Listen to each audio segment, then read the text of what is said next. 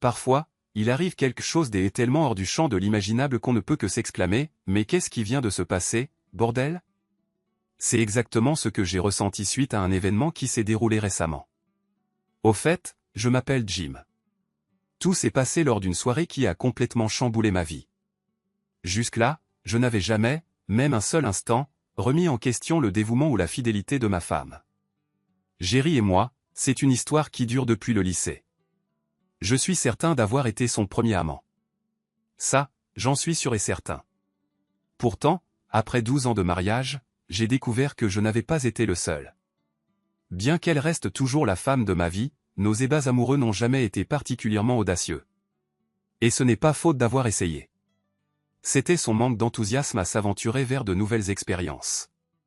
J'ai toujours eu envie d'emmener notre intimité vers de nouveaux sommets avec ma femme, mais mon amour profond pour elle me satisfaisait de ce que nous partagions à huis clos. Permettez-moi de développer ce dernier point. La pertinence deviendra évidente au fil de l'histoire. Peu après notre mariage, nous avons profité d'une merveilleuse soirée, un dîner délicieux, quelques pas de danse, une touche de romance et quelques bouteilles de vin.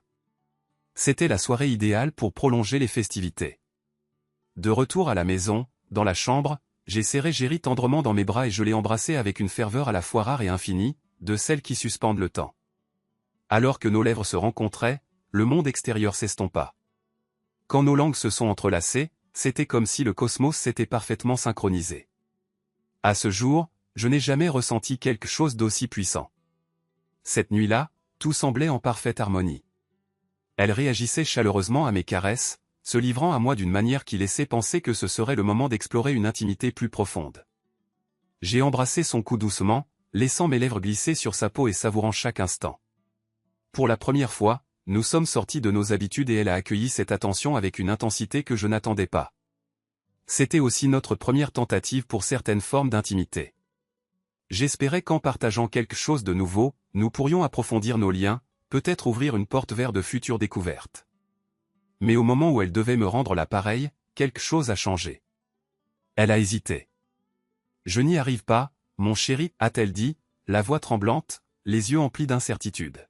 « S'il te plaît, mon amour, tu peux le faire, ai-je murmuré doucement, essayant de la rassurer. Elle a essayé, mais s'est vite rétractée, submergée. Se cachant la bouche, elle s'est précipitée dans la salle de bain et a fermé la porte à clé derrière elle. Je suis resté assis là, abasourdi, me demandant si j'avais franchi une limite. Était-ce de ma faute? À travers la porte, elle m'a assuré que ce n'était pas moi le problème. Elle a expliqué que même l'idée la perturbait pas physiquement, mais émotionnellement. Elle avait l'impression que cela dépassait une limite. Pour elle, c'était trop exposé, trop vulnérable, presque humiliant. Elle craignait que cela ne change la façon dont je la percevais. Cette nuit-là, ses efforts spécifiques ont cessé dans notre relation. Bien qu'elle chérissait mes attentions, elle ne pouvait pas y répondre de cette façon. Pour elle, c'était trop brut, trop personnel, voire source de honte. Elle craignait que je ne perde le respect que j'avais pour elle si elle s'y risquait. Alors, notre vie a continué. Nous menions une vie épanouissante. L'entreprise de fabrication que j'avais créée prospérait, s'améliorant d'année en année. Cette petite affaire qui avait débuté dans mon garage s'était transformée en une entité importante avec un contrat du ministère de la Défense. En fait, nous étions devenus presque le client exclusif de l'entreprise de fourniture électronique de la famille de Jerry. Joe, le père de Jerry, récoltait enfin les fruits de l'entreprise dans laquelle il avait investi toute son existence. Bien que je n'ai jamais été le préféré de Joe, il semblait satisfait que, grâce à moi, il ait enfin connu le succès. La mère de Jerry était une paroissienne zélée. Je l'appelais la bonne sœur. Elle était si sûre de sa rectitude qu'on aurait dit que ses paroles étaient des transmissions directes de Dieu, du moins, c'est ce qu'elle pensait. Jerry a absorbé beaucoup trop du dogme de sa mère, si vous voulez mon avis, mais pour une raison ou une autre, nous avons réussi à nous éviter la plupart du temps. Maintenant que vous avez une idée de la situation, plongeons directement dans la raison pour laquelle je vous raconte cette histoire. C'était un vendredi soir, et nous avions invité des amis à dîner. 3 autres couples, qui étaient nos compagnons habituels, se joignaient à nous pour une soirée remplie de nourriture et de boissons. Le repas s'est avéré délicieux. Jerry était particulièrement doué pour préparer le dîner. Après le repas, comme on pouvait s'y attendre, les hommes se sont dirigés vers la salle de jeu pour jouer au billard, tandis que les femmes sont restées à la table de la cuisine, sirotant du vin et bavardant ou peut-être s'adonnant à ce qu'elles font d'habitude. J'étais à court de bière, alors je suis allé à la cuisine pour en prendre une autre. Alors que j'approchais de la porte, j'entendis les femmes rire bruyamment, telle une volée de poules folles de joie. Un instant, je m'arrêtai juste devant la porte, hésitant à entrer, curieux de savoir ce qui était si amusant. Sandy, l'une des épouses, était en train de démontrer aux autres femmes la technique appropriée pour procurer du plaisir en utilisant une banane. Me voilà donc, inaperçu, complètement fasciné. Et oui, j'étais visiblement tendu, appréciant la scène bien plus que je n'aurais probablement dû. Toute mon attention était rivée sur Sandy et sur la façon dont elle donnait ses instructions. Je ne pouvais qu'imaginer que Jerry pourrait un jour appliquer ce savoir nouveau à moi, bien qu'au fond, je savais que c'était peu probable. Sandy maniait le fruit avec une habileté remarquable, réussissant à en enfiler presque la moitié dans sa gorge avant d'être légèrement prise de haut le cœur et de reprendre son souffle. Les autres femmes étaient toutes aussi subjuguées par la démonstration, tout comme moi, bien que ma chère Jerry ne semblait pas particulièrement impressionnée. Jerry parut surprise, mais pas excessivement ébahie par la technique de Sandy. Sans prononcer un mot, Jerry attrapa une banane, en choisissant une dans le régime, et commença à l'avaler lentement, jusqu'à la tige. Elle ne broncha pas, ne fut pas prise de haut le cœur. On aurait dit qu'elle la contrôlait avec les muscles de sa gorge. Elle la retira lentement avec un léger murmure. Alors que la banane glissait sans effort, Sandy s'exclama, « Bon sang, ma fille, où diable as-tu appris à faire ça? Tu pourrais me renverser. » Ce à quoi Jerry répondit calmement, « De l'entraînement. » Beaucoup, beaucoup d'entraînement. À cet instant, toute la tension en moi se dissipa. Je venais d'assister à l'acte le plus sensuel et inattendu de Jerry, et pour moi, tout venait de basculer. J'entrai dans la cuisine, les mots me brûlant déjà les lèvres, eh bien, c'était plutôt impressionnant. Mais je me demande bien sur qui elle s'est entraînée. Sûrement pas sur son mari, ajoutai-je, sans adresser le commentaire à personne en particulier. Jerry tourna brusquement la tête pour me voir debout dans l'embrasure de la porte.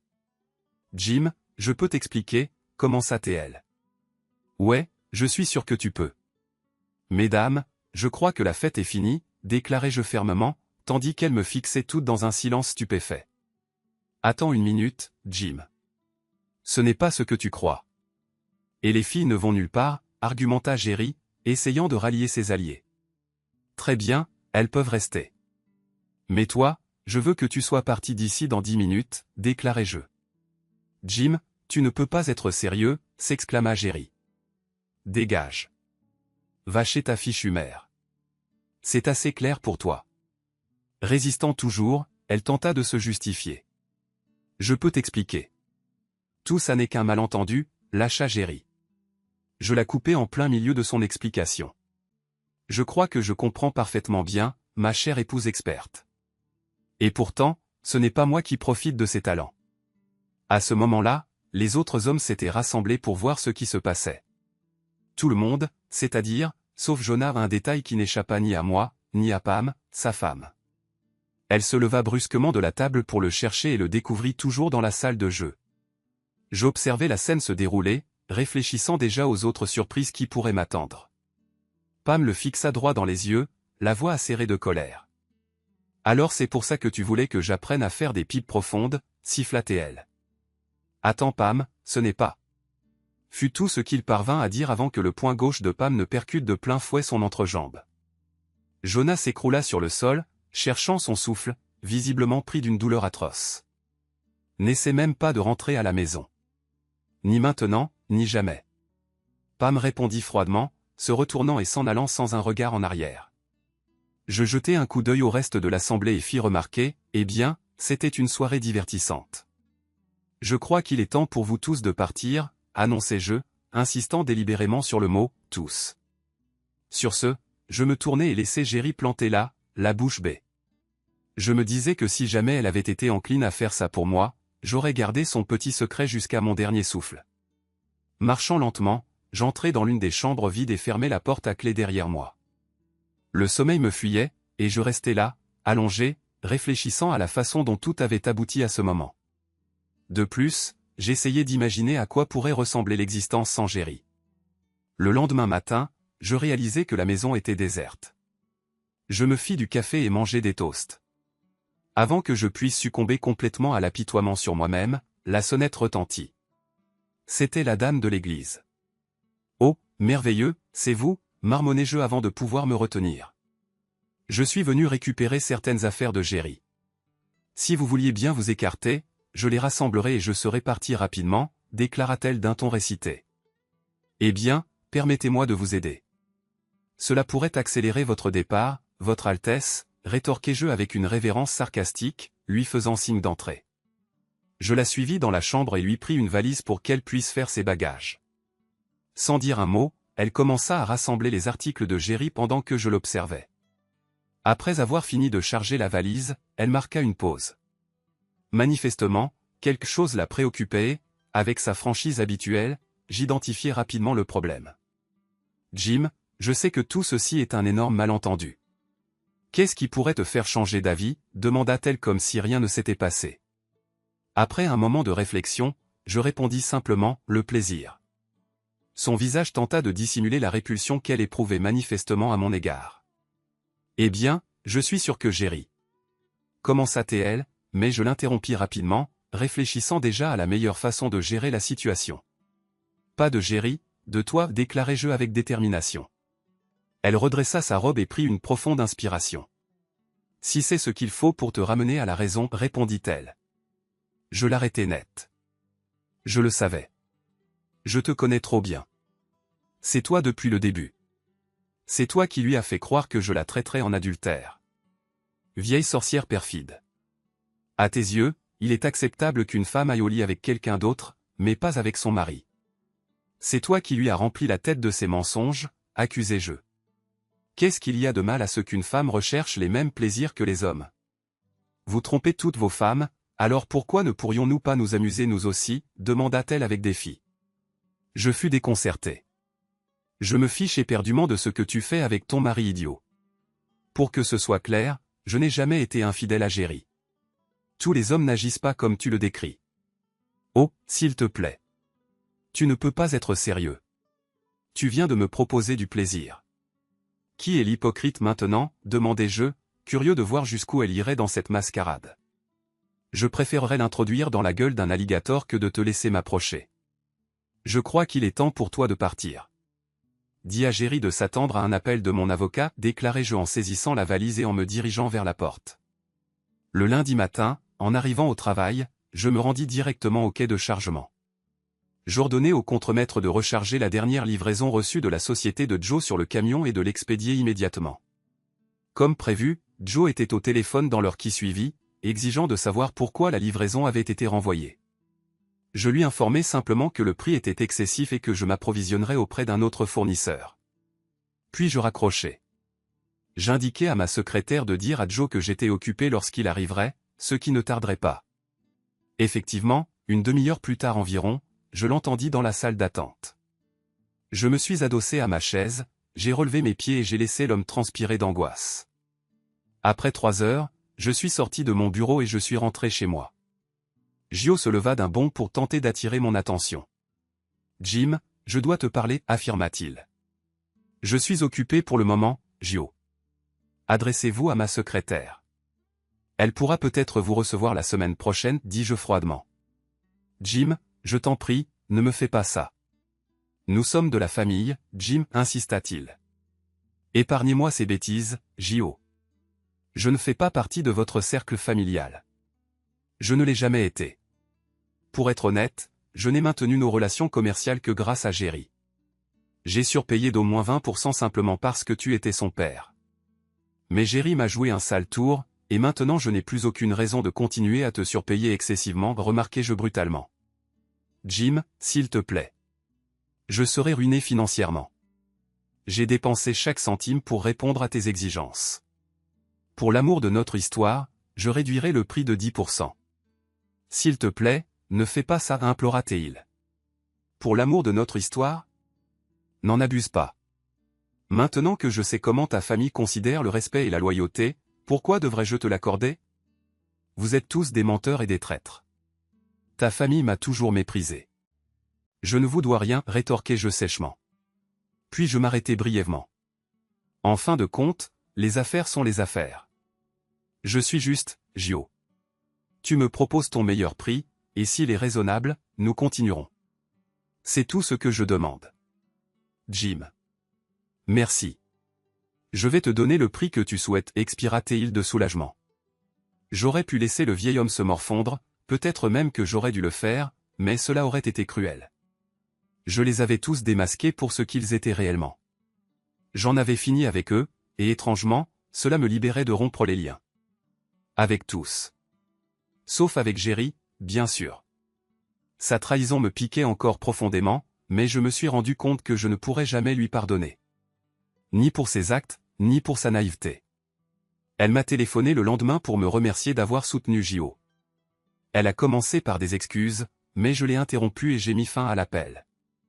Je n'étais pas disposé à écouter ses justifications ni à envisager une nouvelle trahison de sa part. Notre divorce s'est déroulé avec une facilité surprenante, compte tenu de sa nature. Jerry a accepté mon règlement extrêmement généreux sans la moindre objection. J'ai repris les rencarts et exploré de nouveaux horizons sexuels. Tout, sauf cette gratification particulière. Chaque fois que les lèvres d'une femme s'en approchent, il se retire instinctivement, comme pour se cacher. Malgré tout, je me surprends parfois à repenser à Jerry. Je la chérissais, et ce genre d'affection ne s'oublie pas du jour au lendemain. C'est pourquoi je persiste à lui envoyer des cadeaux pour toutes les grandes occasions à Noël, anniversaire, et anniversaire de mariage. Pour qu'elle se souvienne, elle aussi. Oui, je lui ai expédié une douzaine de bananes jaunes et bien mûres, histoire qu'elle n'oublie jamais. Adieu à vous tous. Et une fois de plus, l'histoire se répète. Sage avec le mari, débridé avec l'amant. Fort. Up his butt. Can't turn left. The dripping semen. I didn't see that one. The dripping Wow. semen. That's not Good subtle. stuff. No. I wasn't going for subtlety. Was I supposed to? To the iron, lads! Aw, missed. No, that's a miss. This is gonna be a hit. Yeah. Whoops. I hit them too good. Guys, Yeah. we hit them at the same time. Yeah, Fucking we all hit him at the same wrecked time, I think. Yeah, I took like 5% damage. Yeah, I took one bar. Do you want to go south or do you want to take that fight to the west? Oh, Damn We it. probably don't need to take every fight. We can get there's a fight, two boats to the south. well, there's a transport to the west that actually has Travis is jet trying to on. like kill me, I swear to God. Well, I can't turn. So which way we go? The Blackbeard Raiders. Oh, I see. Well, we So want we to go be back. heading south, right? But yeah, we'll go for that hauler that's to the south. Okay. But it's a level 10. Yeah, perfect. We do it? Not for Yeah, long, give it a it's murder. not. Nice. It's about to be level bottom of the ocean. Got him. Solid joke, Garg.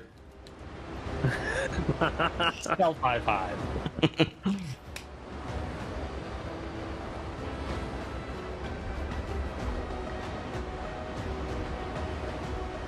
Well, boys, this is something to sing about. Oh, it is, yeah. All together! Help me, Bob, I'm bully in the alley. Way, bully in the alley. Help me, Bob, Well, I'm looking forward to the mod that allows you to drop in your own MP3s as sea shanties, because Oh, yeah. Nice. we're gonna rock some hot to go. Or Nice. I mean, the first thing I would upgrade on my ship is the bar.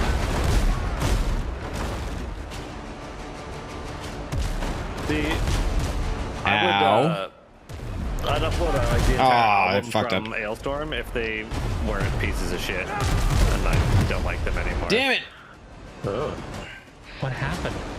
Oh, it turns out the lead singer is a sexist piece of shit. Bummer. Yeah. Kind of big bummer on that one. Should probably. Got him. Damn it, we overshot. Oh, you got the hauler? Sorry, penis joke. No, dripping semen. Oh fuck. Sorry. Oh, that's a gun. I just I'm yeah, not I just sorry. don't want to. I don't want to hit you.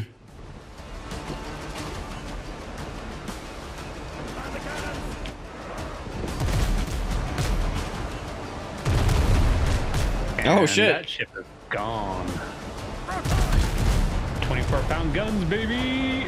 Oh Yeah, when damn, you hit with a nice. full broadside, it's pretty crazy. Oh, I'm gonna get that one. It's gotten nice. I'm going back to the hauler. Am I sick in the Raider? Turning around, I might as well. coming about. Okay.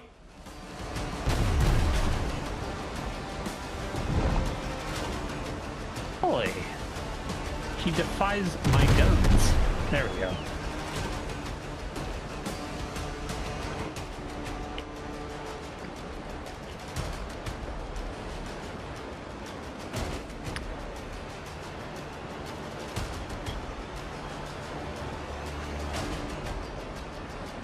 Dum, dum, dum, dum, dum, bum, ba-da-dum, bum, bum, bum.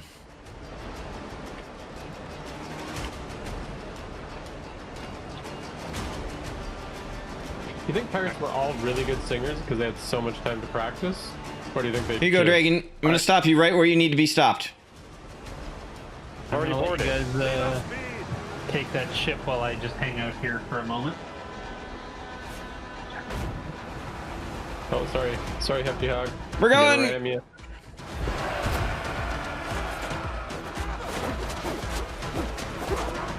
Come on.